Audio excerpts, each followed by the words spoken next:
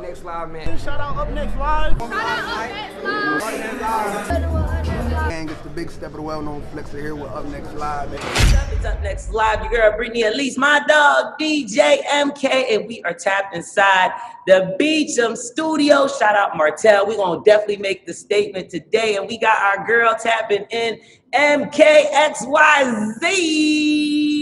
Hey, what's up, everybody? What's poppin'? What's poppin'? I'm great. It's been a long day, but it's been a great day. So, I'd say for the last year, after doing my research on you, for the last year or so, I'd say you definitely have been on the grind. Now, first of all, I want to shout out Duval County. Duval! Right now. We're tapped in Orlando right now, but we always like to show our love for our other Florida natives. Duval County in the chat. Of course. Yeah. But no, so you're originally from Jacksonville, but you spent time I'm about to say UNC, but North Carolina as well, right? Mm-hmm. Yep. Charlotte. You said what now? You go to UNC. I went to UNC Greensboro. But still, child, it's UNC, and you know we Duke fans over here. Hey, you listen, when I was in school, look, Duke versus Chapel Hill is it's never gonna be a thing. It's ridiculous. Like it's snuck if you buck out there all the way. It's serious. But you also you've been on your music ride, and I noticed, so you went to school for biochemistry, right? I did. What made you make the switch from biochemistry to doing music full time? That's crazy because I feel like everybody's like so intrigued by this, but I was a first generation student. I was the first to get my degree before I even turned 18. I got my first degree before I ever turned 18. And then I got a lot of scholarships to go to school for biology and study science. As a woman of color, as a queer woman of color studying science, it was just, a lot of people were like, yes, school, like everybody's like rooting for it. And of course I was really good at it, passionate about it. And interesting enough, I wanted to research same-sex reproduction. That was something that I was really intrigued in, but I was doing a lot on social media, building a lot of content. And by my junior-ish senior year, right, crazy at the end, things were like so blowing up so fast, and I ended up coming to Atlanta, meeting my now manager A&R, my mentor Tricky Stewart, and RZ3, Judy, Mark, shout out to them. And now I'm here and I'm signed to Epic. Do you feel like go on, do it. MK, I give you a little horn on that one. I love it. That's support right there. I'm just surrounded by so many MKs today. You were so woke so early. That's so inspiring. I get that a lot. A lot of people are like, when I was in my 20s, I wasn't doing none of that. That's what a lot of people tell me. But I appreciate it. Listen, I wish I could have been that woke in my 20s. I was woke, but I don't know. I was doing a lot of reckless stuff. But so you're half Black, half Filipino, right? Mm-hmm. So look, I know about that Ponce life now. Some lumpia, some Ponce. I know. Oh, word. Okay. What about Oh, word. Filipino? We know. Listen, we got you. Look. Listen, when's your birthday? We got you. My birthday just passed, actually, so happy belated to me. But it was May 15th. Gemini season still full effect. Okay. Right. So as I was researching, I noticed that you come from a family and both your parents were dancers, and it was so interesting to me that your father was a break dancer and your mother was a point ballet dancer. So it was like two opposite ends of the spectrum. So it was like, growing up, how were you influenced by the dynamic of your parents' cultures and then by their creative cultures? So my mom is crazy because my dad is the Asian parent, my mom's the Black parent. But like, I see how they hit it off, like when they were together, because they're not together. But my mom is married to my stepfather now. But my dad, at the time, like, he was just the Asian guy that was just really into hip hop, really into like graffiti and b-boying and just hip hop culture.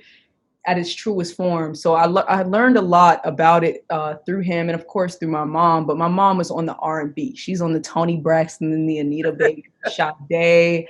You know, that was the like, so that cluster, of course, kind of influenced my sound and like what I'm drawn to and how my singing style is, really influenced my tone. My mom naturally has a deep voice, kind of like me. So you know, that just really influenced a lot of my style and what I'm drawn to as far as music is. And it's because I'm a singer and a dancer. Like, I don't, like, a lot of people are like, okay, like, which one came first? No, they literally, I'm like just really good at, I'm great at both. And I've always had them. And of course I rap, but primarily I'm a singer, dancer. But, you know, with that influence, like my dancing style, the styles, that the kind of music that I like to dance to, that I like to sing, it definitely came from them for sure. Because, you know, it's just a lot of culture pretty much my entire life, and that has been given to me, and it marinates like through everything. I love it. That's dope. I love it. Now, you identify as a queer woman of color.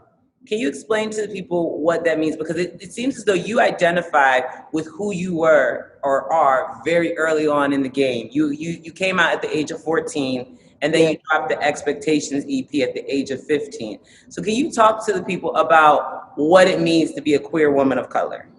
I love the fact that you are dropping these receipts.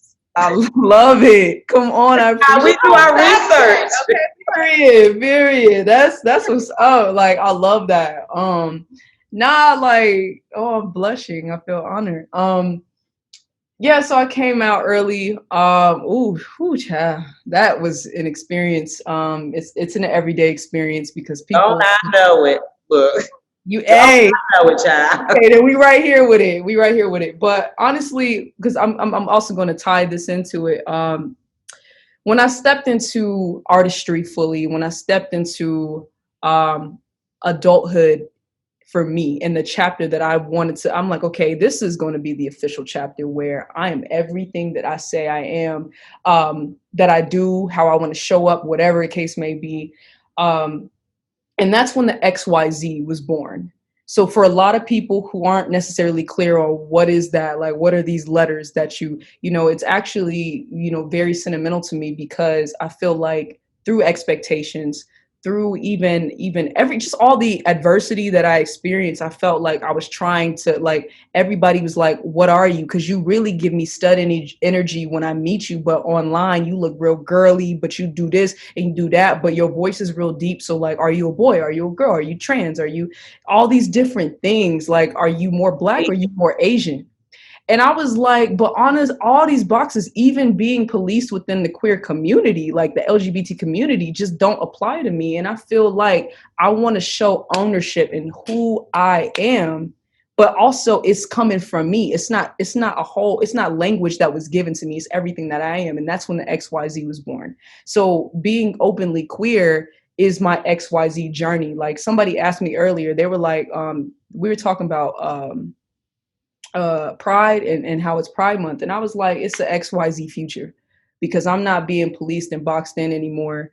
And I'm very much open about everything because I feel like when you spend so much time with people, like, and you see how people react to you and you and you spend a lot of time trying to navigate that space, whether it be with family members, the world, society, like work, job, school, whatever the case may be, whatever social environment, and you see how they, you know, feel about different things. And some of it's far left, far right.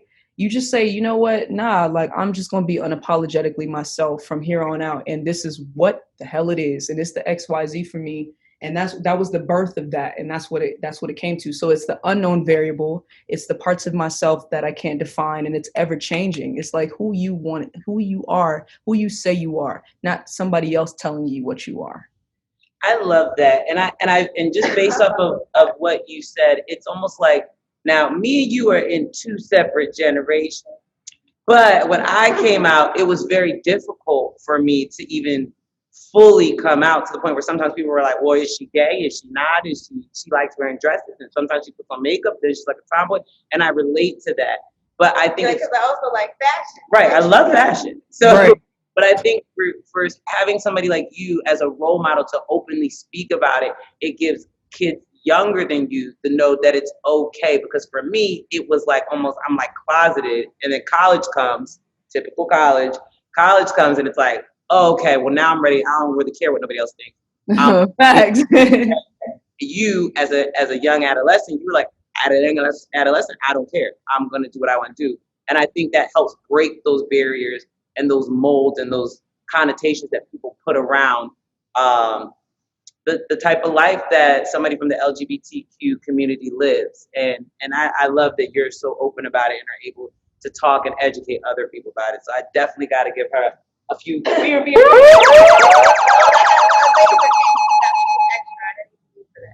No, that's dope because the way Appreciate you. that people in that way is definitely going to provide support. So big ups to that. That's super dope. Thanks for sharing that with us. For real, that's dope. Now let's talk about the music. Now you popped out on the scene obviously with the EP Expectations, but you also had the single Pass It with GEazy. What was it like working with GEazy? G is very West Coast, and because Pass It was my first introduction to the West Coast, and that kind of like sonically was my gift from the West Coast. I feel like he just matched all of that, and I think that the collaboration was just so effortless because he just has a natural swag about him, and he reps the bass so hard. And of course, like when I hear Pass It, and when me and Hitmaker first started working on the record, I was like, oh, of course, like, you know, this is my first time on like over here. It's my first time in Vegas. Like, I just have to do it. I have to do it up. Like, I need the best of the best. So it definitely was a lot of fun. And then we ended up linking back to over on this side in Atlanta to finish off the record. But when we did the video, it was just a whole vibe. Like, the video was just a whole vibe. I was like, okay, like I'm giving West Coast Poppy energy today. Like, you cannot touch me. Okay. Like, they got all the people over here. Like, it was just a vibe, in and out. What do you think your growth is from now? You just dropped a new EP, Sweet Spot. What do you think your growth is from expectation to what we are hearing now on the new EP? Okay, for sure, I'd say the expectation was me getting my feet wet as far as professionally making records, like making music, and kind of figuring out how I want to exist in the studio space. And shout out to my uncles for that, because both of my uncles helped produce that EP together. Uncle Jawad and my Uncle K-Bug. Um, and it was a lot of learning the ropes because this is before I got signed. This is so this is right before I got signed, and I just really wanted to, you know, put out music and start to understand what that looked like. But I also wanted to have at least one visual because I had one video that went with like one official video that went with Expectations, which was the single of that EP come out. And that was like an early introduction to Michaela, MK, all of me, just in what was going on in my head and what in my life. But I feel like transitioning into now, it's just fine tuned. There's a sharpness about it. And of course, as me growing as a person, as a young adult, you know, you become more and more into yourself and into like, as you grow, like I feel like identity is always ever changing. You're always feeling something, you're always experiencing something. But I feel like definitely I was like, look, the more I get to touch the world, the more authentic they get to taste the palate. Like, it's just a whole different, like, you know, like I'm giving it more and more each time. And you get to just see that growth. Like, I always say, I'm not in a rush in my journey. I feel like the quicker you come up, the quicker you come down. In some instances, not always the case, but for me, I feel like sometimes you have to I feel like, especially because of my queerness and my queer journey, I've appreciated depth and longevity and stillness and like divine timing into each moment, because it all comes together. Like, and you'd be like, wow, like I did this, I went through all of this. I feel like I earned my spot at the top. Like, I earned it. And I feel like what I'm going to do for the universe, for Black people, for queer people, for women of color, like just in general, is just going to be a whole, like it's just creating a whole different space above what we've already experienced. And that's just like my ultimate goal, you know, so that growth is, woo, Yeah, I appreciate that. called the butterfly effect around here. You know, it's that transition from one form to the next. Butterfly effect, hashtag, I'm probably drop that. But like you said, we have a signature question that we ask you. I know you talked a little bit about it, but like, what would you say music-wise is up next for you right Music wise, of course, I'm always working on music. I got some fire ass collabs that's gonna be dropping. Coming along with Lil Baby. Hey, hey, wait, hold up. I was just telling you, wait a minute. Just wait, because like for this EP, and I wanna make the statement because specifically Sweet Spot, I feel like as an up and coming artist and just the strength and identity, I wanted to stand alone first, primarily. Like I want to have my own, like the entire EP is all me, top to bottom. And any other remixes or any other releases or re-releases that come out after it, like it's over with. Like, come on, like y'all, like it's just some heat in the closet that's got to make its way on out. So happy Pride Month to my music as well, because it's trickling down in the way it's supposed to. But right now, like shows are a thing now, festivals are a thing. So gearing up for a lot of that. And right now I'm actually some tea for y'all. It's not really tea, it's public now, but I am shooting a Netflix show. I play a character named Tess on the show. It's queer, it's black, it's romantic, it's sci-fi, it's very everything. It's a mixture of everything, but it's going to be coming to Netflix. I don't know when, but we're still shooting for it. So we've been shooting for a few months now. So That's the First to Kill series, right? It's called yes, First to Kill. First Kill, pew pew. So. Is this your acting debut? Is this like the first time acting on screen? This is going to be a pretty big first debut acting. And you know, just a little there's a lot of like for my very first big set, there's a lot of emotional moments that I give on the show, which was it's been interesting because it's really challenging. And this is I feel honored because this is the first time I really get to share about it since press release and everything about it. But it's been a challenge because emotionally I'm like I can't help the spaces that I'm acting from, but they're just sneaking up on me and they're coming, and I'm delivering really well from what I'm hearing back from everybody. They're like, wow, like I'm amazed. And so I'm like really, really, really excited for everybody to see that because you know, it's just a lot going on. No, it's super dope. Listen, we went through our Twilight phase. We need a new version of Twilight. So look, I'm ready for a minute. The Twilight Riverdale is what I'm expecting here. I did some reading up on it, and I love me some Netflix, so I will be tuned. Nice. Okay, big bet. All right, we right here then. While you do that, I do want to make a little tidbit. So I did see that you were also a part of Beyonce's Adidas Impossible Is Nothing. That ain't nothing, right? That ain't nothing to forget about. Now we do got to mention that because when the queen, it's the queen for me. What did that feel like? Is it something that you knew was going to happen, or did it just happen? No, that's the thing. I did not like my team had. Yes, so my team had hit me and they were like, you know, Adidas would love to do a collaboration with you for this commercial coming up, but they didn't say who. And so I was randomly one day I woke up and I was like having a conversation with someone. And then I looked over and in German, it was like, oh my gosh, MKXYZ for Beyonce's newest international commercial. And it was just like my phone was flooding like, bitch, is that you? Bitch, is this you? And I was like, oh, I'm sorry, I don't know if I can curse on here. But either way, I was like,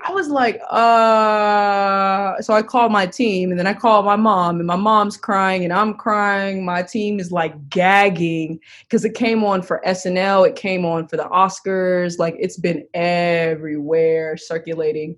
But I just was like, really in awe because the moment that I decided officially that I knew that I'm supposed to create a queer space that looks like that on the starting level, but above that was when I actually got to see her in concert. And I remember my mom telling me, like, just crying, me and her were crying at her concert. And she was like, I just know you're supposed to be here, but for your time. And it's going to mean a lot to a lot of people. And it's going to change people.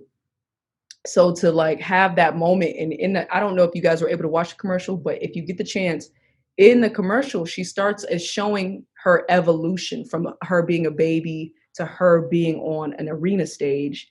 And she literally like goes, sing it. And I'm the first clip that comes in after all of that. And I felt like that's such a interesting way to me signaling like passing the torch. Like, and I just was like, man, like, you know, because Beyonce, the Beehive is like, there's a lot of queer people in the Beehive. Like, you know what I'm saying? Like, so to actually now to have an artist that is existing in that space, but also on a performative level, singing and dancing and actually, you know, like speaking is like, it's a different time. And it's another responsibility. So I was just really through the roof, like, woo, like that still gives me chills. The queen done came singing.